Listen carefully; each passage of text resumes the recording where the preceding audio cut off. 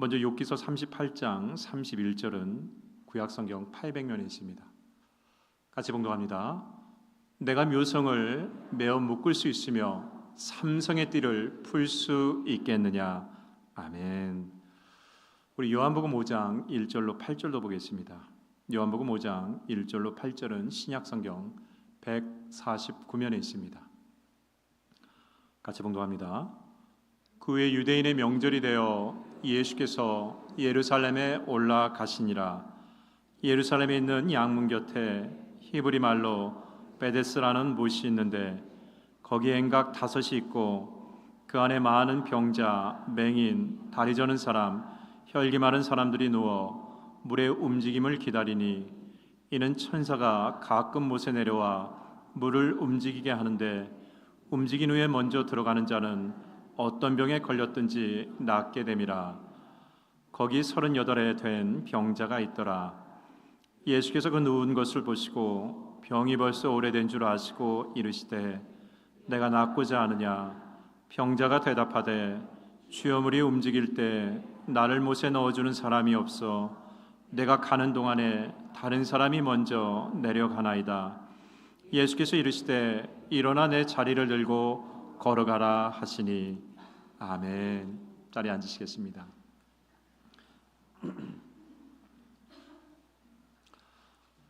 우리가 성경을 보면 유독 많이 언급되는 별들이 있습니다. 묘성과 삼성이라는 별이죠. 오늘 말씀 욥기 38장 31절에도 내가 묘성을 메어 묶을 수 있으며 삼성의 띠를 풀 수 있겠느냐.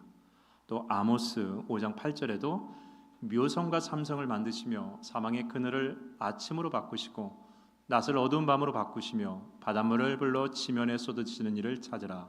그의 이름은 여호와시니라 라고 했습니다. 그러니까 우리는 좀 낯선 별들이지만은 성경을 보면요, 이 별들이 아주 많이 언급되고 있습니다. 묘성과 삼성, 이 별들을 통해서 하나님은요 중요한 메시지를 담으실 때 이 표현을 하고 있습니다.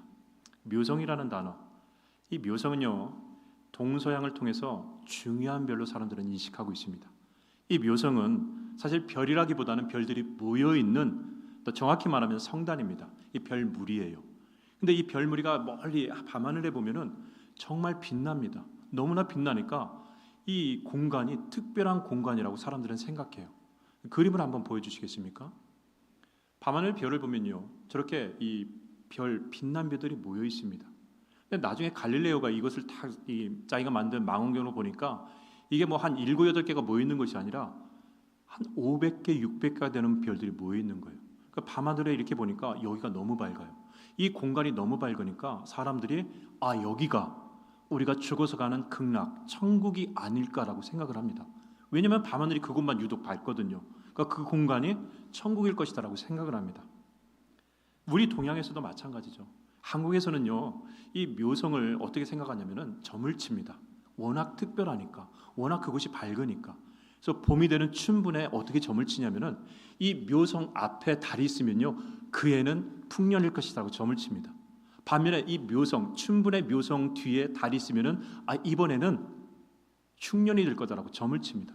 그 정도로 이 묘성은요 참 특이해요. 매력적이에요. 왜? 유독 그곳이 밝으니까. 그래서 서양은 천국일 수도 있겠다. 동양은 저게 우리에게 기륭화복, 복과 저주를 줄 수도 있는 길라잡이와 같은 별이라고 생각해서 아주 중요하게 여깁니다. 오늘 말씀에서는요 하나님께서 이 묘성을 비유하면서 욥에게 도전하십니다. 네가 묘성을 메어 묶을 수 있겠느냐라는 질문을 욥에게 딱 던지세요. 여러분, 이 질문은 욥이 이유 없는 고난 가운데서 너무 힘들어요. 그래서 하나님 앞에 이 고난이 왜 왔을까 묻지만, 부르짖지만 하나님은 침묵하시는 것 같으니까 욥이 너무나 답답해요. 그래서 하나님 앞에 도대체 하나님 왜 침묵하십니까? 라고 절규할 때 하나님이 나중에 욥기 38장 이후에 등장하셔서 자연 섭리를 이야기하시면서 이 별 얘기를 합니다. 나는 침묵한 것이 아니다. 네 눈에는 내가 침묵하는 것처럼 보이지만 나는 침묵하지 않고 저 모든 별자리부터 모든 생물에 이르기까지 나는 다 관여하고 주관하고 섭리하고 있다는 것을 이야기하고 계십니다. 그러다가 우주의 별자리를 통해서 도전하시는 거죠. 저 우주의 묘성이 이렇게 밝게 빛나는 것은 내가 그렇게 창조했기 때문에 빛나는 것이다라고 얘기를 합니다. 모든 별들은 그냥 떠 있는 것이 아니라 나의 이 창조 질서 가운데서 있는 것이다라고 욥에게 한 번 더 얘기해 줍니다. 근데 하나님께서 그렇게 별을 묶으시고 아름답게 창조하셨는데 인간은 그것을 어떻게 바라봅니까?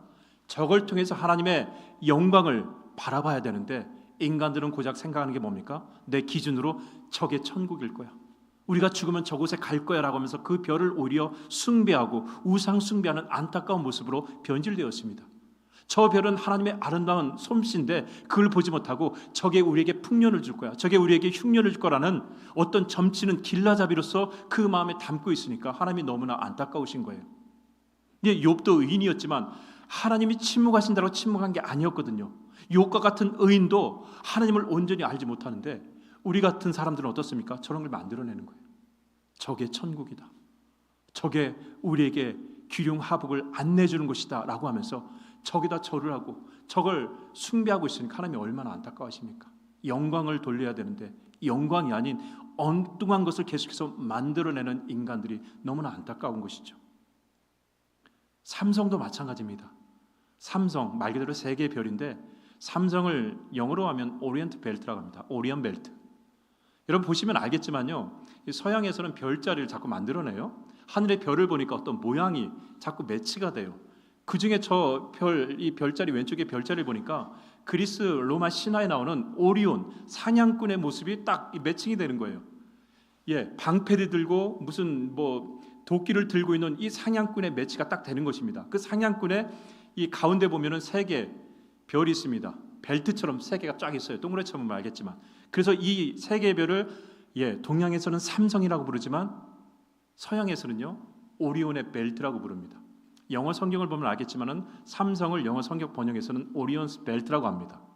이 삼성을 말하는 거예요. 그런데 이 삼성이 왜 서양에서 중요하느냐? 이 삼성을 일직선으로 쭉 연결하면은 묘성을 찾을 수 있거든요. 저 삼성을 밤하늘에 보면은요, 이 오리온 벨트를 쭉 연결하면은 시리우스를 넘어서 저기 묘성의 밝은 별을 볼 수 있어요. 그러니까 사람들은요 묘성과 이 삼성 오리온 벨트를 아주 신성시 여겨요. 저 천국을 우리가 어떻게 갈 수 있을까? 삼성, 이 삼성을 통해서 갈 수가 있어라고 하면서 이 두 별을 정말 신처럼 여기는 안타까운 일이 발생하게 됩니다. 그런데 여러분, 삼성의 띠라고 하죠. 이 삼성의 띠가 사실은 뭡니까? 이게 사실은 풀려 있는 거예요. 왜 풀려 있느냐? 오리온의 별자리, 묘성도요 결국에는 지구상에서 봤을 때만 그 모양이에요. 지구상에서 봤을 때, 내 인간의 눈으로 봤을 때, 내 관점에서 봤을 때 오리온의 띠가 일직선이지, 이걸 만약에 화성에서 봤든지 달에서 봤든지 금성에서 봤으면요 오리온의 띠 같은 건 없어요. 이미 풀려져 있는 것입니다. 그런데 주님께서, 하나님께서 네가 오리온의 벨트를 풀 수 있느냐, 네가 삼성의 띠를 풀 수 있느냐라고 도전한 건 뭡니까? 마찬가지예요. 이미 풀려져 있습니다. 그런데 인간이 저기에 의미를 두고 저기에 헛된 신화를 담고 저기에 헛된 소망을 담으니까 하나님이 너무나 안타까우신 거예요. 그건 영광을 돌리기 위해서 나의 손길로 만들어낸 이 아름다움인데 그 아름다움을 보지 못하고 오히려 거기에 저게 천국을 찾아가는 길라잡이야, 저 오리온 벨트가 우리에게 길을 알려줄 거라고 하면서 거기에 정화수를 떠놓고 기도하고 우상 숭배하는 그 안타까움에 대한 주님의 도전이 거기에 있습니다. 그리고 그런 안타까운 모습은요 우리가 두 번째 읽은 요한복음 5장에서도 똑같이 드러나고 있습니다. 우리 요한복음 5장 2절로 4절을 보겠습니다. 예루살렘에 있는 양문 곁에 히브리 말로 베데스다라는 못이 있는데 거기 행각 5이 있고 그 안에 많은 병자, 맹인, 다리 저는 사람, 혈기 많은 사람들이 누워 물의 움직임을 기다리니 이는 천사가 가끔 못에 내려와 물을 움직이게 하는데 움직인 후에 먼저 들어가는 자는 어떤 병에 걸렸든지 낫게 되밀어라. 맞는 말인가요? 맞는 말인가요, 여러분? 예루살렘 성전 안에 보면은 성벽 안에 보면은 이 베데스다 연못이 있습니다. 근데 그 연못이 가끔 움직인대요. 근데 움직임이 그냥 움직이는 것이 아니라 천사가 목욕하러 왔을 때 목욕하면 물이 이렇게 동한대요. 그러면 그때 특별한 그 시간에 가장 먼저 들어가서 목욕하는 사람, 들어가는 사람은 병을 낫게 된다라고 얘기하고 있습니다. 맞는 얘기인가요?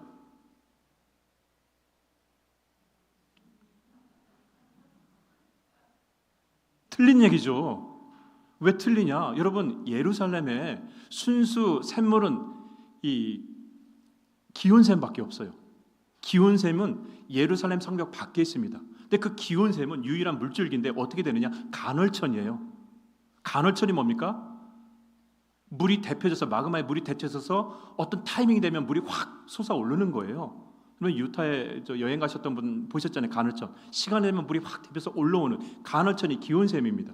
그 기온샘의 물을 끌어들이기 위해서 성 안에 수로를 파가지고 연못들을 만들어요. 뭐 실로암이라든지 베데스다 연못이라든지. 그러면 그 연못 안에 물이 유입될 때 어떻게 됩니까? 간헐천이 물이 올라오면은 그 물에 유입이 돼요. 그러면은 바람이 불지 않고 돌을 던지지 않아도 그 물이 자연적으로 동하는 이런 현상이 일어나게 됩니다. 근데 사람들이 어느 날 봤죠.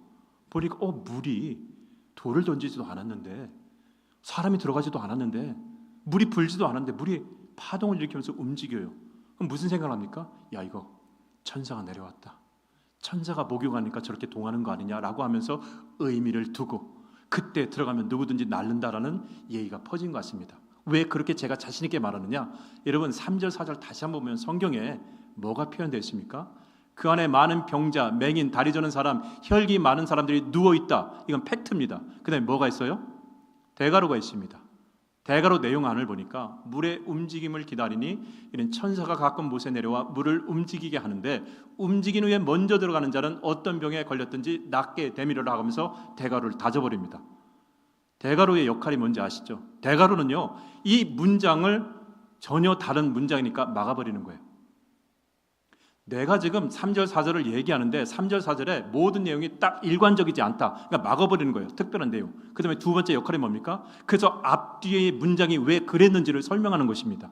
자, 그렇다고 한다면 저 대가로의 역할은 뭡니까? 이건 진리는 아니지만 헛된 신화, 헛된 전설에 속아가지고 그 자리를 떠나지 못하는 사람들이 왜 그런지에 대한 헛된 전설을 설명해 주는 거예요. 대가로를 통해서. 그러니까 이게 뭡니까? 이건 진리가 아니라 지금 이 대가로 안에 있는 내용에 속아서 많은 사람들이 예루살렘 안에 있는 베데스다 연못에서 이렇게 많은 사람들이 기다리고 있다라는 설명을 해주는 것입니다.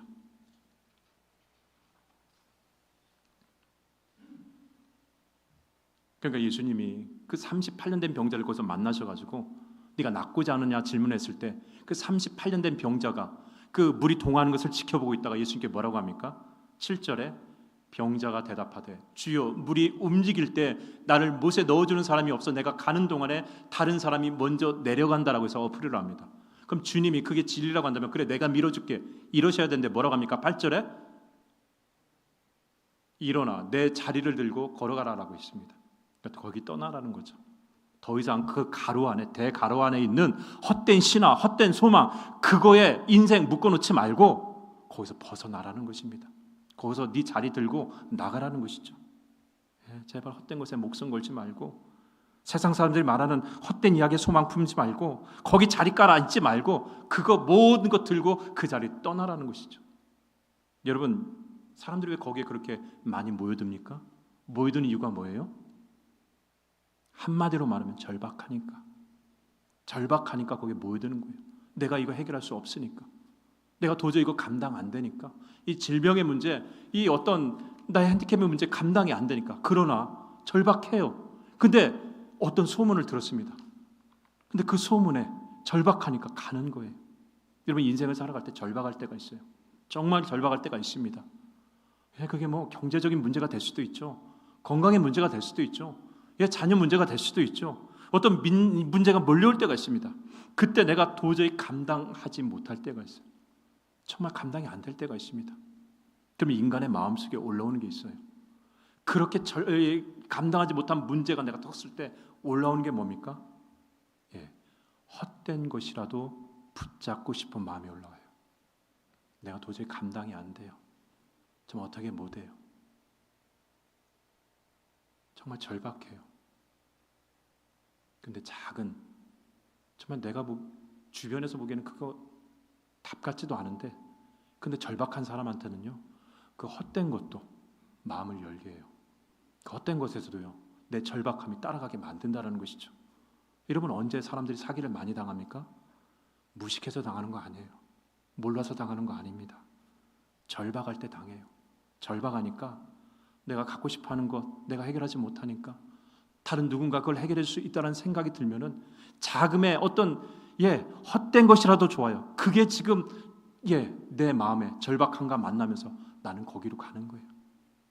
베데스다 그 연못에 그 가루 안에 담긴 그 헛된 소망에 한두 명이 모여든 게 아닙니다. 정말 수만 명이 몰어들었어요. 절박해요. 그런데 주님의 처방은 아주 심플해요. 거기 떠나라는 것이죠. 왜? 그 헛된 소망, 대가루 안에 있는 그 헛된 소망에 인생을 묶어두는 사람들이 너무나 많다는 것이죠. 그 헛된 소망에. 여러분 고린도후서 11장 14절에 보면요, 사탄도 자기를 광명한 천사로 가장한다 그랬습니다. 여기 광명이라는 단어가요, 헬라어 원어로 푸오스입니다. 근데 푸오스가 뭐냐? 아까 말했듯이 밤하늘에 빛나는 묘성, 그 묘성은 다른 어떤 별들보다 가장 밝다고 그랬습니다. 가장 밝은 별이 비치는 그 빛이 광명이에요. 원어가 같습니다. 사단은요, 우리에게 저게 묘성이라고 알려줘요. 저 묘성이 너에게 가장 중요한 것이라고 알려줍니다. 그래서 그렇게 보면 정말 빛나 보여요. 밝아 보여요. 뭔가 좋아요. 그러면서 사단은 계속해서 미혹합니다. 저렇게 갈 수 있는 것은 오리온 벨트, 이렇게 가면 되라고 알려줘요. 그러면 성경에 보면요, 사단이 얼마나 많은 묘성과 삼성을 통해서, 그 띠를 통해서 우리를 미혹하는지 몰라요. 아담과 하와요. 아담과 하와에게 있어서 선악과는 묘성이었고 삼성이었습니다. 하나님이 그들에게 진정한 답이었는데 사단은요, 그들에게 하나님 이외에 다른 것에 더 빛이 나도록 그들의 마음을 흔들어 버렸습니다. 선악과를 먹으면 하나님과 같이 될 수 있겠다라는 그 헛된 소망이 그들의 마음에 자로잡으니까 그 한순간에 넘어갔습니다. 시내산에서 모세가 십계명 받으러 올라간 사이에 그가 내려오지 않자, 40일 주야를 내려오지 않자 이스라엘 백성들이 두려움에 떨게 됩니다. 그러니까 아론이 무엇을 만들어냅니까? 애굽에서 익숙했던 라피스 송아지 금장을 만들어가지고 그들에게 얘기합니다. 이게 하나님이다라고 하면서 이게 묘성이야, 이게 삼성이야라고 하면서 그들에게 헛된 것을 심어줬을 때 그들이 그걸 보고 기뻐하며 날뛰면서 그것을 경배하는 모습을 우리가 보고 있습니다. 흉년과 기근이 들었을 때 나오미도 하나님의 사람이었거든요. 나오미도 베들레헴 하나님의 떡집이라는 곳에서 믿음 가지고 살았는데 흉년 기근이 왔을 때 모압 땅이 그녀에게는 묘성이었고 삼성처럼 보였습니다. 그래서 그녀가 거기 있는 걸 정리하고 남편과 함께 어디로 갑니까? 내 눈에 보이는 묘성으로 가게 됩니다. 정해진 땅을 넘어서 더 많은 땅을 소유할 수 있다라고 종교적으로 지지해주는 바알 신앙. 네 음란은 그건 잘못된 것이 아니야, 네 감정에 충실해라고 하면서 음란을 공식적으로 인정해주는 바알 종교가 이스라엘 백성들에게 하나님보다 더 밝은 묘성처럼 느껴졌던 것이죠. 여러분의 재산을 마음껏 불릴 수 있다라고 종교가 서포트를 해줘요. 여러분의 이 음란 탐심을 그냥 마음껏 해도 너의 감정 존중해준다라고 인정을 해주는 종교가 바알 종교입니다. 근데 여호와의 종교는 반대잖아요. 네가 돈이 많아도 하나님이 정해주신 이 땅 안에서 기업을 누려야 돼. 너의 그런 음란 탐심 그건 죄라고 하면서 규정짓는 여호와 종교가 그들에게 묘성으로 보이겠습니까? 아니면 마음껏 누려, 마음껏 표현해, 그게 너에게 준 신의 축복이라고 지지해주는 바알 종교가 묘성이겠습니까? 사단은 그래요. 사단은 우리에게 일시적으로 빛나는 묘성이 무엇인지를 계속해서 제공해 줍니다. 우린 그걸 진정한 내 삶의 행복이라고 생각하죠. 그리고 그걸 향해서 수단 방법을 가리지 않도록 나아가게 하는 오리온 벨트 같은 그 수단 방법을 얼마나 사단이 우리들에게 많이 제공해 줍니까? 여러분, 밤하늘의 빛이, 밤하늘의 별이, 저 묘성이 아무리 빛난다 할지라도요, 시간의 차이일 뿐 그 별은 언젠가 사그러들 수밖에 없어요. 둘 중에 하나입니다. 터지든지 수축해서 백색 외성이 되든지 둘 중에 하나예요. 지금 아무리 빛나는 묘성이라 할지라도 시간이 지나면 모든 것이 사그러들 수밖에 없다는 것이죠.